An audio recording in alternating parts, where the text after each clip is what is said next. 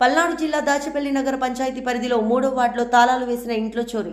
దాచేపల్లి నగర పంచాయతీ పరిధిలో గల 3వ వార్డులో నివాసం ఉంటున్న మునుగకొండలు ఇంట్లో ఉన్న నిన్న అర్ధరాత్రి చోరీ జరిగినట్లు తెలిపారు. ఈ చోరీల దుండగులు 2.5 సవర్ల బంగారం, అరకిలో వెండి, 3 లక్షల రూపాయల నగదును దుండగులు అపహరించినట్లు బాధితులు తెలిపారు.